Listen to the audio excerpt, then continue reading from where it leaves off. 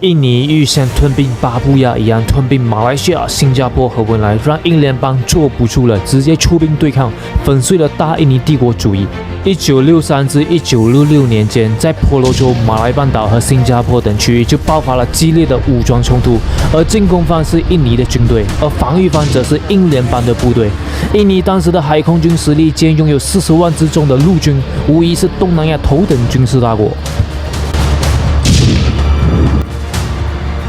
为了化被动为主动，英国所领导的英联邦部队就制定了其中一个特别行动计划，即主动攻入为婆罗洲的印尼领土。这是一项为宣战而秘密进攻的军事行动，或你可以理解为是一场心照不宣的军事对抗。双方都知道对方就是敌人，但却找不到有力的证据和不愿意升级局势。这个行动代号在英联邦那时候称为克拉勒行动，其任务包括潜入印尼婆罗洲领土里作战，让印尼军队感到压力而被迫采取防御态势，从而减少了对沙巴和沙拉越、马来西亚东马的入侵次数。这是那时候的围魏救赵计划。士兵也被命令既不能成为别人的俘虏，也不能俘虏敌军，也不可以留下尸体给敌军。也就是说，如果你的战友不幸战死了，也要不惜代价把他尸体带回来，不可以留下任何的证据。因为一旦摊在阳光下，印尼脸面挂不住的话，可能直接宣战英联邦。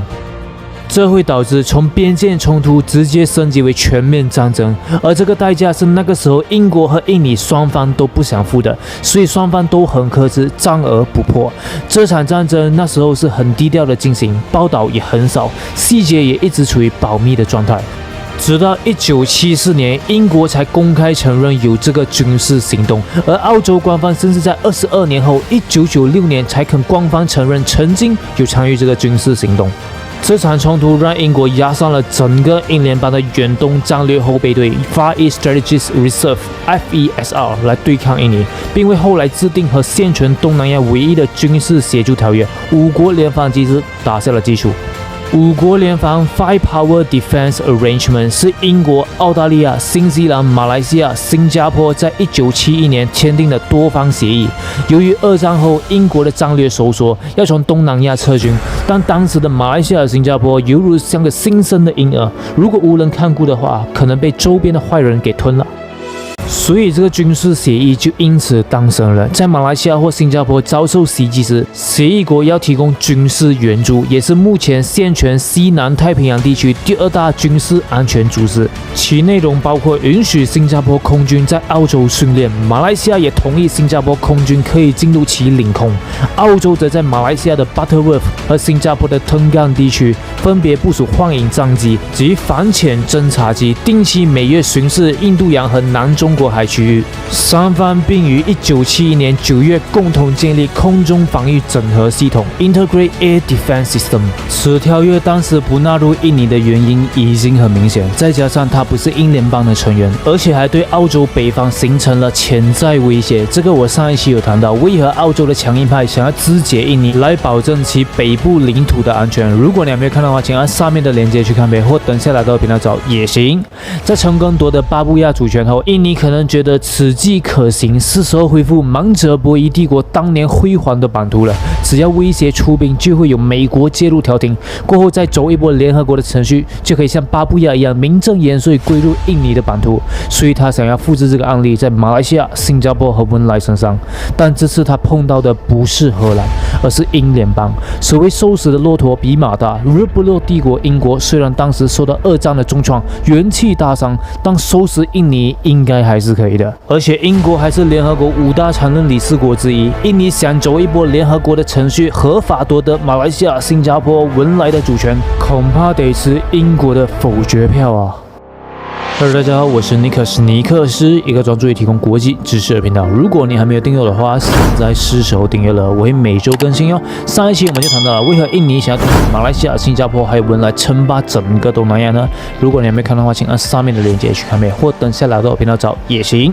1962年12月，印度尼西亚支持叛乱分子试图在文莱夺取政权，但被驻扎在新加坡的英国军队给击退了。1963年，印尼开始进入马来西亚领土执行破坏任务，但都被击退了。最后忍无可忍下来，在1964年便直接出动了正规军入侵。印尼选在这个时候发难，是因为1963年马来半岛、北婆罗洲和新加坡共主马来西亚的时期。但看在印尼的眼里，这些地方原本就是他的固有领土，是当年祖宗曾经打下来的地方，怎么可以成立一个新的国家呢？而且体量还不小啊，日后可能威胁到我印尼，所以趁你还没坐稳的时候，赶快把你给解决掉。关于这个，我之前有做了一期大约20分钟长的视频，专门讲述印尼、马来西亚、新加坡和文莱之间到底存在什么样的历史瓜葛呢？为何印尼想要拿回这些地方呢？如果你感兴趣的话，等下来到我频道找这部视频。而当时驻扎在马来亚的英国军队也被立即派往婆罗洲，以保护1450公里长的边境线，包括执行我上述提到的代号为 Clara 的秘密军事行动。随着印尼继续加强其所谓的对抗行动，英国就组织了更大的海军力量来保护马来西亚。皇家海军驱逐舰、护卫舰、扫雷舰等都已经被部署到马六甲、新加坡、柔佛海峡以及北婆罗洲的斗湖地区备战。随着大英帝国大量的增援，澳洲和纽西兰都身为英联邦王国的一员，也开始向婆罗洲派遣地面部队。起初，澳大利亚政府是不想参与这场冲突的，因为担心冲突会蔓延到澳属巴布亚新几内亚和印尼漫长而且难以防御的边界，和增加澳洲北部领土被印尼轰炸的风险。这我上一集有细谈，如果你还没有看的话，请按上面的链接去看呗，或等下来的频道找也行。所以对来自英国的命令和马来西亚的请求，他都不怎么搭理。不过之后，澳洲还是做出了妥协，其中的原因也是因为国内的民意也支持澳洲保护马来西亚不受侵犯。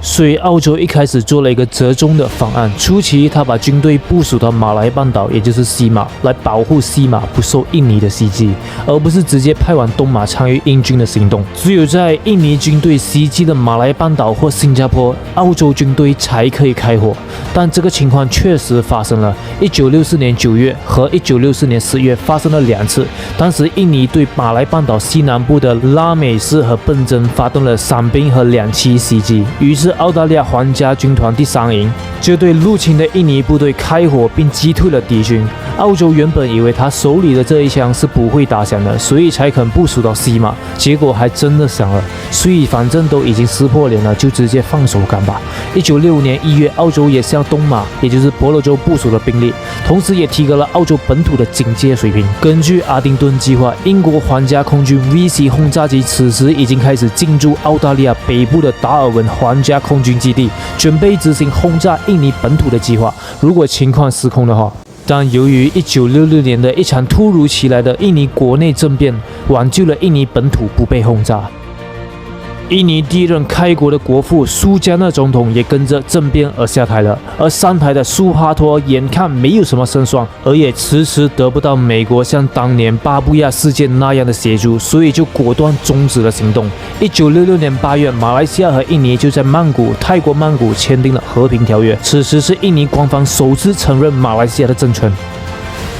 在这几年的对抗中，一共造成了590名印尼军和114名英联邦军队阵亡，其中还包括23名澳大利亚的军人。